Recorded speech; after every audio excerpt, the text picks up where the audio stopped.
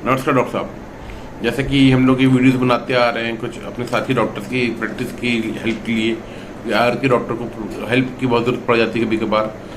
तो आज हम लोग बात कर रहे हैं पेट की कुछ बीमारियाँ और कुछ ऐसी आयुर्वेदिक दवाइयाँ जो लगभग हर डॉक्टर यूज़ करता है। जब मरीज हमारे पास आता है तो पेट की समस्या बहुत सारी बताता है और हम लोग हर दवा सिम्टम के लिए एक दवा लिखते चले जाते हैं और उससे मरीज का बिल भी बढ़ता है और मरीज को बहुत सारी दवाइयाँ खानी भी पड़ती हैं। अभी हम आज बात कर रहे हैं कुछ ऐसी मेडिसिन की जो लगभग हर फॉर्म में होती हैं, तो चाहे क्लासिकल हो चाहे पेटेंट, हर फाउंडेशन मेरा मतलब है। जैसे मैं अगर अभी बात कर रहा हूँ आपसे कुछ 10 मेडिसिन की, अगर 10 आयुर्वेदिक हर्ब्स की बात कर रहा हूँ, प्लांट मेडिसिन की बात कर रहा हूँ, तो 10 में से कोई दो अगर क्लासिकल की 10 मेडिसिन उठा लेंगे आप और पेटेंट की 10 उठा लेंगे, तो जो मैं बात कर रहा हूँ कुछ की बात करूँगा मैं हर्ब्स की, वो 5-6 सब में ही होंगी, कॉमन होगी। अगर आपने 20 मेडिसिन का डाटा निकालेंगे आप, तो 20 के 20 में इन मेडिसिन में 4-6 मिलती रहेंगी आपको। तो हम लोग को करना ही चाहिए कि हम लोग पहले उनकी स्टडी करें, उनको समझें, तो बहुत आसान हो जाएगा फिर दवा देना मरीज को फ़ायदा भी बहुत कम दवा से बहुत जल्दी ज़्यादा फायदा मिलेगा। अगर बात करें कुछ कॉमन मेडिसिन की, तो हींग सबसे नंबर 1 पे आती है। हींग का प्रयोग हमेशा से हजारों सालों से किया आ रहा है। पेट दर्द, गैस, पेट फूलना, अपच सब में यूज होता है, खाते भी हैं। और छोटे बच्चों में जब गैस बनती है, पेट फूलता है, दर्द तकलीफ होती है पेट में, तो हम लोग पेट में पानी में घोल के उसको लगाते भी हैं। तो हींग का प्रयोग बहुत अच्छे से हम लोग करते आ रहे हैं। नंबर 2 पे कौड़ी भस्म या शंख भस्म या करपत भस्म, इनका प्रयोग भी हम लोग करते आ रहे हैं, बहुत समय से अपने पेशेंट को देने के लिए करते आ रहे हैं। ये म्यूकस मेम्ब्रेन जो होती है इंटेस्टाइन की और जो हमारे स्टमक की, उसकी हीलिंग काम करती है। तो जो पेप्टिक अल्सर की जो प्रॉब्लम होती है, सिम्टम होते हैं, उनमें वो अच्छा फ़ायदा मिलता है पेशेंट को।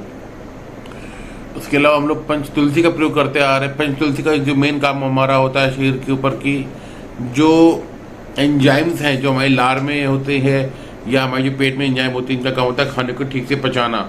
उनको ठीक से पचाने का काम करती है, उनके प्रमोशन को बढ़ाती है, मतलब कि जो हमारे एंजाइम के बनाने की क्षमता है उसको बढ़ाती है। तो खाया पिया ठीक से पचता है, ठीक से भूख भी लगती है, अपच दूर होती है, एनोरेक्सिया इसको बोलते हैं, वो दूर होता है, मतलब खाने की इच्छा जागृत होती है और भूख भी लगती है मरीज को।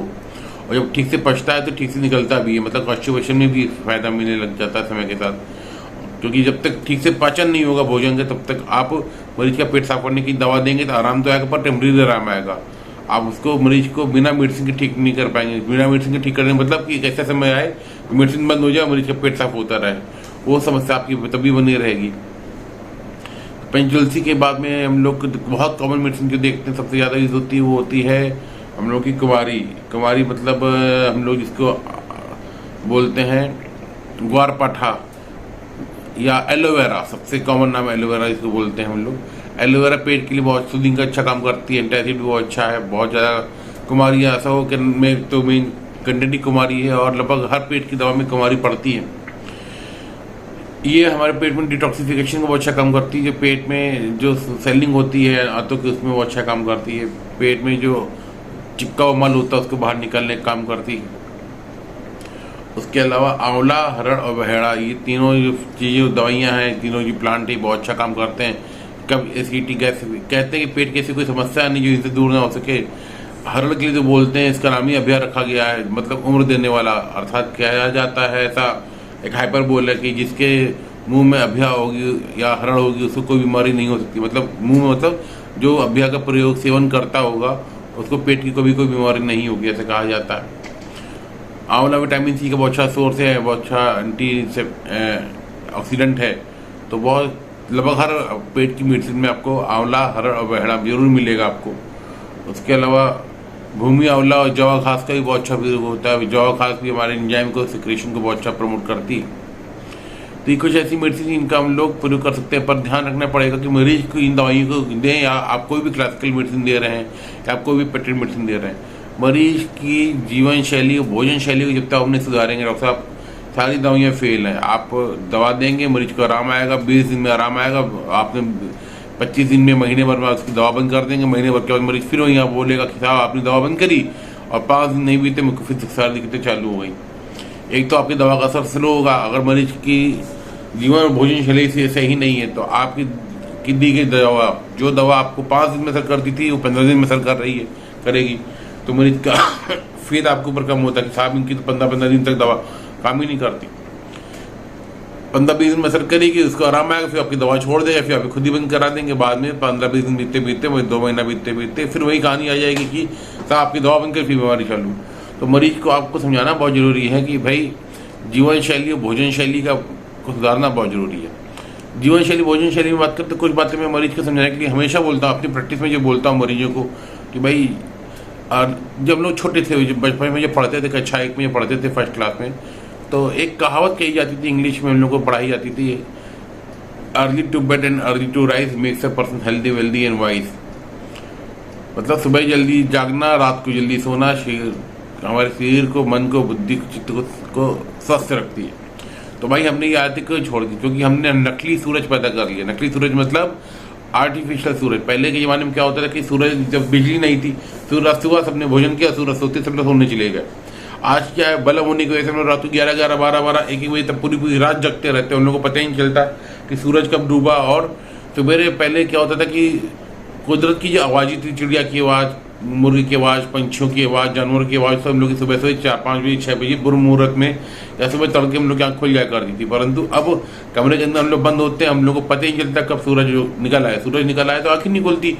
सुबह 7 बजे, 8 बजे, 9 बजे उठने की प्रवृत्ति बहुत बढ़ती जा रही है, क्योंकि हमको पता ही नहीं चलता कि बाहर हमारे कमरे के सूरज निकल आया है।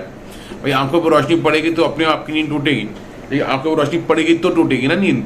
और नींद तो कभी टूटती नहीं, क्योंकि आंखों पर रोशनी हमारे कभी पड़ती नहीं, सूरज को देखने को मिलता ही नहीं है दिन में सवेरे सवेरे का। तो मरीज की तो पहले की आदत सुधारें। मरीज को एक बात ये जरूर बोलें कि वो अगर देर से जगने की, भाई आर्थिक स्थिति भी है देखनी है, मरीज को पैसा भी कमाना है, नाइट की ड्यूटी भी करनी है। भाई 9 बजे जो आदमी नौकरी करके घर आ रहा है, तो रात को आदमी कैसे खाना खा पाएगा? ऐसा नहीं है। लेकिन अगर आप मरीज की थोड़ा प्रमोट करें तो उससे कहिएगा भाई लंच लेके जाते हो, आप डिनर भी लेके जाओ, शाम को 7 बजे खाना खा लीजिए। आप नहीं कर सकता तो 7 बजे हैवी नाश्ता कर ले, ताकि डिनर कम से कम करना पड़े उसको। कुछ या उसकी जीवन शैली का हम सुधार लेंगे तो उसको, मरीज को बार बार होने वाली बीमारियों में बहुत जल्दी और बहुत लंबे समय तक राहत बनी रहती है। सबसे एक बड़ी आदत खराब आदत होती है पानी पीने वाली आदत। पानी अमृत है, पानी ही जीवन है, कहते हैं ना जल ही जीवन है। लेकिन भाई मेरे पानी पीना कब है? खूब पीजिए, पूरे दिन पीजिए पानी, परंतु जब भी आप भोजन लेने जा रहे हैं उसके 1 घंटा आगे 1 घंटा पीछे तक पानी लेने के लिए मरीज को मना करिए, क्योंकि उससे हमारे जो पेट के जो एसिड होते हैं, जो पेट के एंजाइम होते हैं, डाइल्यूट हो जाते हैं। और उसकी वजह से हम लोग भोजन खाते हैं तो पहले तो भूख मर जाती है, भूख या भोजन खाते भी हैं अगर, तो एसिड और एंजाइम कम होने की वजह से, डाइल्यूट हो जाने की वजह से देर में खाना पचता है और अदसन नाम की बीमारी पैदा होती है। इसको बोलते हैं खाने का ना पचना। और खाना पच नहीं पाता, फिर वही हमारा पचा भोजन ना वही आंतों की ओर आगे बढ़ जाता है। आंतों अपचे भोजन को अब्जॉर्ब नहीं कर पाती, तो वो कॉन्स्टिपेशन में क्रिएट करता है और गैस की समस्या क्रिएट करता है। तो पेशेंट को ये समझाइए भाई खाने के आगे पीछे पानी नहीं पीना है। शाम को हो सके तो अनाज का सेवन कम से कम मरीज को कराइए, कहें कि फल सब्जी आप खा लें, सब्जियाँ खाएँ, सलाद खाएँ, पर सूर्यास्त के बाद कोशिश करें जो मोटा अनाज होता है, अनाज के सेवन से बचें, खासतौर पर गेहूँ के सेवन से बचाने के लिए मरीज को समझाएं। और मरीज की जो भोजन की मात्रा है उसको जो निश्चित करें। ये सब अगर परहेज कराएंगे तो जो भी मैंने आपको कुछ मेडिसिन का नाम लिया, जैसे कौड़ी भस्म है और हींग है, आंवला हरा बहड़ा है, पंच तुलसी है, एलोवेरा है, जावा घास है, जिनका मैंने नाम लिया, इनको अगर आप प्रयोग करा रहे हैं किसी भी रूप में, चाहे कोई क्लासिकल मेडिसिन यूज करा रहे हो, चाहे आप कोई पेटेंट मेडिसिन यूज करवा रहे हो, जैसे कुमारी आशा को प्रयोग करा रहे हैं, द्राक्षा आशा को प्रयोग करा रहे हैं, जो भी पेटेंट मेडिसिन आप यूज करा रहे हैं, सबके रिजल्ट बहुत जल्दी आते हैं, बहुत ज़्यादा आते हैं। मैं अपनी प्रैक्टिस में मरीज को जितनी भी समस्या बताता हूँ उसके लिए कॉमन मेडिसिन, जिसमें लगभग जो भी मैंने नाम लिए, 7-8 नाम लिए मैंने आपको दवाइयों के, वो सब पड़े हुए हैं। और सिरप में खासतौर पर ध्यान देना पड़ता है कि शुगर बेस्ड ना हो, क्योंकि जब आप कोई भी सिरप लिखते हैं, चाहे वो क्लासिकल हो, जो पेटेंट, या तो उसमें चीनी होती है या उसमें सेक्रीन होती है। चीनी होने से देखा जाए, अगर आप अभी कुछ समय पहले भी अखबार में खूब आया था कि मेडिसिन के अंदर 40%, 50%, 70% तक जो है शरबत था, दवा के नाम पे उसमें 70% शरबत दिया जा रहा था। तो मैं तो एक बहुत कॉमन ब्रांड है ये, एक रेमडी नाम का सिरप आता है, ठीक है, जो भी मैंने मेडिसिन के नाम लिया उसमें लगभग सब कुछ पड़ा हुआ है। और इस सिरप की अच्छाई जो एक है सिर्फ ये कि ये शुगर सिरप बेस पे नहीं है, मतलब इसको डायबिटीज़ के पेशेंट भी आराम से ले सकते हैं। और शुगर सिरप ना होने की वजह से की बात है भाई मरीज की सेहत की, तो मरीज को ऐसा दवा देनी कि इसको दवा देनी है, शुगर सिरप नहीं बेचना है। तो इसको काफ़ी गाढ़ा सिरप होता है, शहद होता है गाढ़ा, जेली जैसा काफ़ी गाढ़ा सिरप आता है वाला, और इसको मरीज को देने में दिक्कत ये आती है कि गाढ़ा पवन होने की वजह से मरीज पी नहीं पाता, तो भाई पानी में डाइल्यूट कर ले अपना। मरीज अगर स्वाद में हींग की मैं किसी किसी को अच्छी नहीं लगता है, किसी को जो पंच तुलसी का जो स्वाद मुंह में जो आता चरपर आता है वो अच्छा नहीं लगता। बच्चे को हमारे घर में कुछ बच्चे में देखे जो पेशेंट बच्चे आते हैं वो तो इसको बड़ा स्वाद पीने लगते हैं, स्वाद लेकर के चूरन का स्वाद बोलने लगते हैं कि अच्छा स्वाद आता है चूरन का। परंतु इसको डाइल्यूट करके पिलाना हो तो पिला सकते हैं मरीज को। उसके लिए मैं साफ बोलता हूँ भैया आप पानी में मिला के चाहे आप शरबत मिला के पियो, वो आपकी इच्छा। हम आपको दवा प्रिस्क्राइब कर रहे हैं तो भाई दवा मरीज को दीजिए और उसको बोलिए कि पानी में मिला के पिए, चाहे शहद में मिला के पिए, चाहे वो शरबत में मिला के पिए, वो उसकी इच्छा। परंतु हम उसको अपनी ओर से शुगर सिरप ना लिख करके मेडिसिन लिखें। मतलब कोई भी मेडिसिन लिख रहे हो उसमें अगर 70% पानी और शुगर सिरप है तो भैया दवा तो 30% ही रह गई, तो काम भी 30% ही वो करेगा। अगर 70% दवा होती 30% लिक्विड होता तो काम 70% कर रहा होता। इसलिए पेशेंट को जब भी देने दवा है तो दवा हमेशा ऐसी दीजिए क्योंकि दवा का कंटेंट ज़्यादा हो, शुगर सिरप का या चीनी का या फ्लेवरिंग एजेंट कम से कम हो। और जो मैंने ब्रांड बताया जिमडी में लिखता हूँ पेशेंट को इसमें कोई फ्लेवरिंग एजेंट भी नहीं पड़ा हुआ है, तो इसमें जो भी महक होती है नेचुरल होती है। तो शुगर सिरप नहीं होने के कारण डायबिटीज़ के पेशेंट में आराम से ले सकते हैं।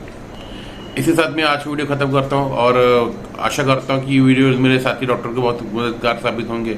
और अंत में ये बात जो हमेशा बोलता रहा कि मेरे वीडियोस जो हमारे साथी डॉक्टर हैं उनकी हेल्प के लिए हैं, तो पेशेंट इन वीडियोस को देख करके अपने मन से कोई भी दवा ना करे, अपने चिकित्सक की सलाह के अनुसार उनसे परामर्श लेने के बाद ही दवा का प्रयोग करें। नमस्कार।